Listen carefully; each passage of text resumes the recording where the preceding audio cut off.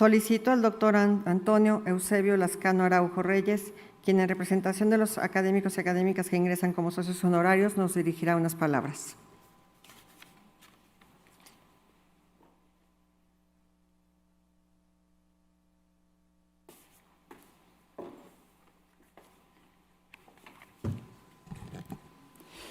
Muy buenas tardes. Señor doctor Germán Fajardo Dolci, presidente de la Academia Nacional de Medicina de México, señoras y señores miembros de la mesa directiva de la Academia Nacional de Medicina, doctora Susana Lizano Soberón, presidenta de la Academia Mexicana de Ciencias, señoras y señores académicos, amigos y amigas todos. Quiero y debo comenzar agradeciendo la doble distinción de la que soy objeto el día de hoy, al ser investido como miembro de la Academia más antigua de México y por haber sido invitado para hablar no solo a nombre propio, sino también en representación del grupo de médicos extranjeros con quienes hoy comparto el mismo honor. Las biografías académicas de Christine Wolpen, Stephen Hauser, Charles Mitchell y Sir Michael Marmot son un recuento de su labor excepcional como médicos, investigadores, docentes y editores de revistas científicas, revistas que a pesar de los problemas que enfrentan en nuestros días, desde la aparición de las Philosophical Transactions of the Royal Society en 1665, siguen siendo el medio más importante para la socialización del conocimiento científico.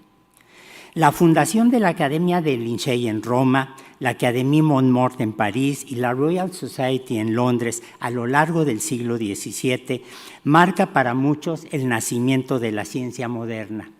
Quienes crearon estas instituciones heredaron a los pensadores de la Ilustración la certeza de que la verdad científica no puede depender ni del poder político ni del poder religioso. Ese es uno de los objetivos de la evaluación de pares, que hace del aparato científico un sistema participativo, pero no democrático. Hoy la medicina y la biología tienen frente a sí oportunidades extraordinarias, pero también presiones políticas que demandan respuestas firmes de nuestra parte. Contra lo que afirma la hipocresía de la corrección política, el reconocimiento de la diversidad cultural y los llamados conocimientos ancestrales no pueden ser utilizados para debilitar el valor histórico y social de la ciencia. Como bien dice Tsevan Todorov, citando al marqués de Condorcet, el matemático, filósofo y político de la Ilustración que tanto desconfió del populismo autoritario de Robespierre, y lo cito, el poder público no tiene derecho a decir dónde reside la verdad. Las ciencias de la vida recibieron de la Ilustración dos grandes herencias filosóficas íntimamente ligadas entre sí. Una fue el afianzamiento de la visión secular de la naturaleza de lo vivo y la otra, el reconocimiento del carácter histórico de los fenómenos biológicos. La perspectiva laica de lo vivo no representa, como pretende el simplismo trasnochado de algunos jacobinos, una actitud antirreligiosa, sino la certeza de que no necesitamos invocar fuerzas místicas para explicar la naturaleza de la vida misma. Por otra parte, la visión histórica está representada por las ideas evolucionistas de Jean-Baptiste de Lamarck, uno de los autores de la enciclopedia, a quien Charles Darwin consideró como su predecesor más importante. El objetivo primario de la teoría de la evolución no está en la discusión inacabable sobre si Dios existe o no, sino en el estudio de los procesos y mecanismos que explican la diversidad pasada y presente de la biosfera. Los dos autores más mencionados por Charles Darwin en el origen de las especies son Newton y Lamarck, pero no es fácil entender la ausencia de su abuelo paterno, Erasmus Darwin, uno de los grandes personajes de la Ilustración.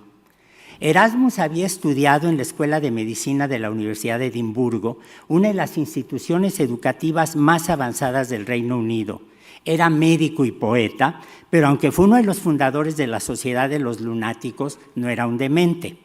La agrupación se reunía en las fechas en las que había noches de luna llena para evitar que al regresar a sus casas los carruajes se salieran del camino y se desbarrancaran.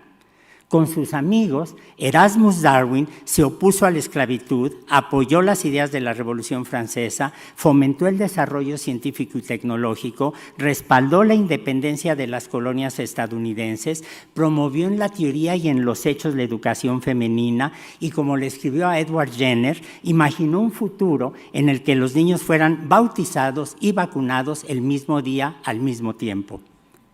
Era una época feliz en la que las disciplinas científicas no estaban separadas por fronteras infranqueables y en los consultorios médicos y en los gabinetes de historia natural había herbarios, fetos con 2 cabezas, pulgas vestidas, telescopios y microscopios, al lado de minerales, meteoritos, fósiles y cálculos renales.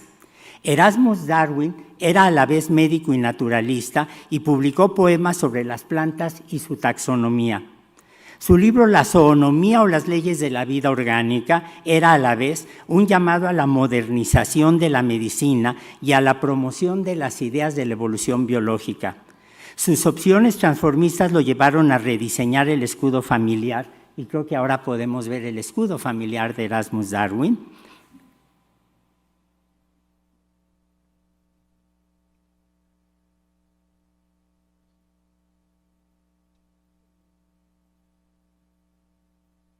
Muy bien, gracias. Lo llevaron a rediseñar el escudo familiar con una banda con 3 vieiras, las Coquilles Saint-Jacques de los franceses, y adoptó como lema E conquis omnia, para proclamar que todo proviene de las conchas, todo evoluciona a partir de los moluscos, todo se originó en los mares a partir de los invertebrados. Nieto, hijo, sobrino y hermano de médicos, Charles Darwin estaba destinado al estudio de la medicina y a los 16 años fue enviado a la Universidad de Edimburgo. Charles Darwin era un vago irredento, distraído, que se aburría en las clases y aunque tenía letra de cirujano, no pudo con los estudios de medicina. Como anotó años más tarde en su autobiografía, y cito a Darwin, asistí en 2 ocasiones al quirófano del Hospital de Edimburgo y atestigué 2 operaciones que me dejaron un recuerdo terrible. Una en un niño, pero en ambos casos tuve que salir corriendo antes de que concluyeran. El recuerdo de ambas cirugías me continuó atormentando durante muchos años. La familia no tardó en darse cuenta que la tradición se había roto y que el joven Darwin no tenía futuro como médico. Cito a Darwin. Después de haber permanecido durante 2 sesiones escolares en Edimburgo, mi padre se percató, o mejor dicho, se enteró, gracias a mis hermanas, que no me atraía la idea de ser médico, y me propuso que me convirtiera en un presbítero de la iglesia anglicana. Para encaminarlo hacia una carrera sacerdotal, Darwin fue enviado a Cambridge, pero tampoco destacó en los estudios teológicos. Como escribió Niles Eldridge en The Lancet, cuando Darwin abandonó Edimburgo, llevó consigo no solo el recuerdo traumático de las cirugías, sino también las enseñanzas de 2 maestros que lo marcaron para siempre. Uno era Robert Grant, médico, naturalista y promotor de las ideas evolucionistas de Lamarck y del abuelo Darwin, y el otro era el doctor Robert Jameson, que creó en la Escuela de Medicina de Edimburgo el mejor museo de historia natural que hubo durante muchas décadas en el Reino Unido. Esos tiempos se han ido para siempre, pero como lo demostró la pandemia de COVID, y acaba de mencionar la doctora Palomares, la interacción entre la biología y la medicina nos abre continuamente nuevos horizontes que nos pueden ayudar a limitar los riesgos del reduccionismo, como lo demuestra el VIH-Sida, el Zika, la influenza, el dengue y otras más. Las epidemias causadas por virus de RNA, una molécula más antigua que el DNA mismo, son cada vez más frecuentes. Debido a que la evolución biológica es un proceso multifactorial, no podemos predecir ni qué virus van a aparecer, ni qué mutaciones se van a fijar en una población, pero la especificidad molecular no es tan estricta como creemos, y para un patógeno las diferencias que separan a un murciélago de un humano no son tan grandes como se pudiera creer.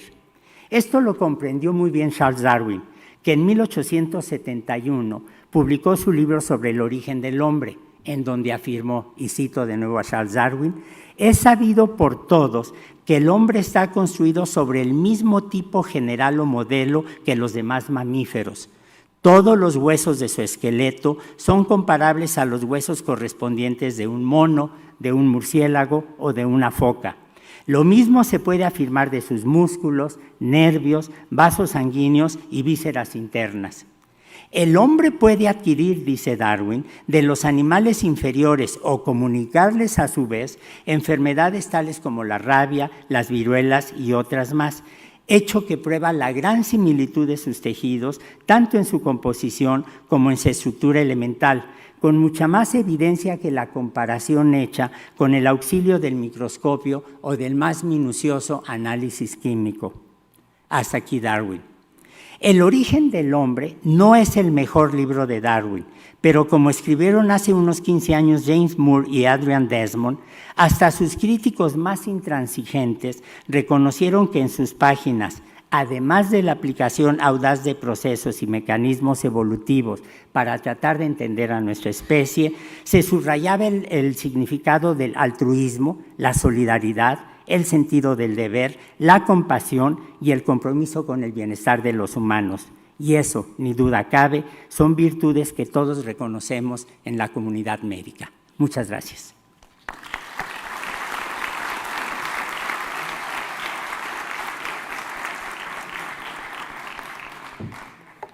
Muchas gracias, doctor Lascano Araujo.